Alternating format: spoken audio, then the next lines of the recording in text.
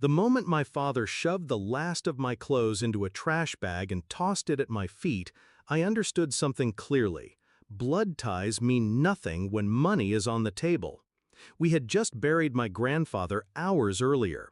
The air still smelled faintly of lilies from the funeral wreaths, and grief still clung to me like a second skin. But for my father, grief had no place. He stood in the study, face red with greed and triumph, waving the thick envelope from the lawyer's office as though it were a trophy. 400 million, he whispered first, then louder, almost manic. 400 million. Finally, it's mine. Then he looked at me, and the joy twisted into contempt. You, he sneered, pointing as though I were a stranger on the street. You're useless now. Dead weight. Your grandfather's gone. No one left to protect you. Before I could respond, he grabbed my arm and dragged me toward the door. His grip was iron, his face set with something I'd never seen before, a hunger so deep it made him a stranger. He shoved me outside, tossed the trash bag at me, and hissed, "Stay gone. You'll get nothing." The door slammed, and with it, the last illusion I had of a father. He wasn't always like this. As a child, I believed him invincible. He was charming, magnetic, the kind of man who could light up a room with just his laugh. But behind closed doors, the mask slipped. My mother left when I was 8, whispering to me in the dark, "Your father's greed will swallow him whole one day." She was right. My grandfather was the only shield I had. He'd sit me on his knee, whispering stories about honor, legacy, and resilience. He'd tell me, money doesn't change people, it only unmasks them. At the funeral, I saw it unmask my father completely. The night he threw me out, I slept in my car outside the lawyer's office. I didn't cry, I didn't beg, I just waited.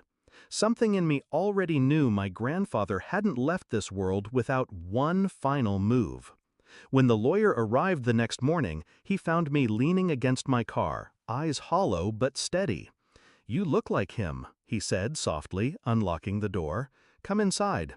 He slid a folder across the desk, tapping the top page with a pen. "Your father rushed through the papers yesterday, blinded by the big number.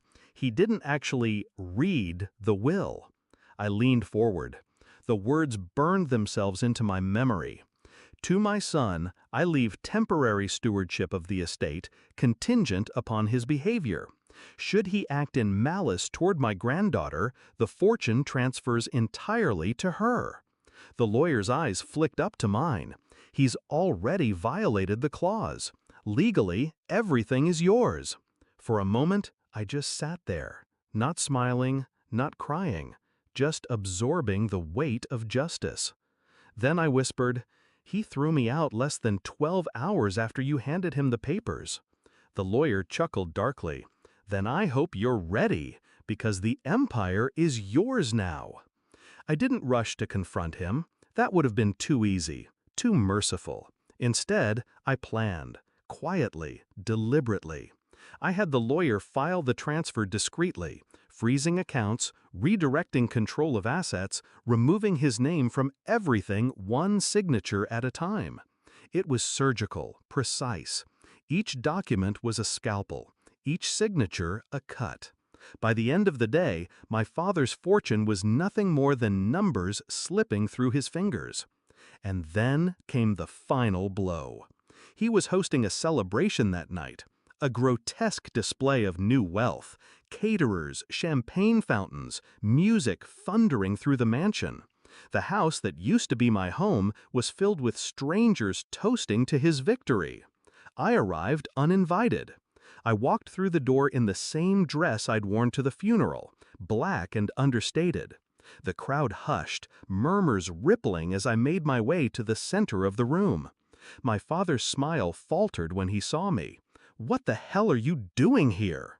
I didn't answer. I simply turned to the lawyer beside me who carried the new documents.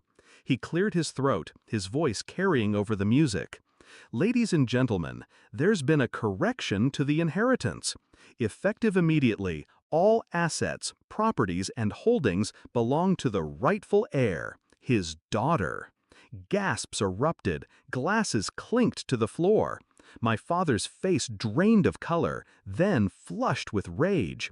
"This is a joke," he roared, lunging for the papers. The lawyer stepped back. "Not a joke, a clause. Your behavior triggered the transfer." I finally spoke, my voice calm, but cutting through the chaos like glass. "You said I was useless. But it seems, Father, the only useless one here is you."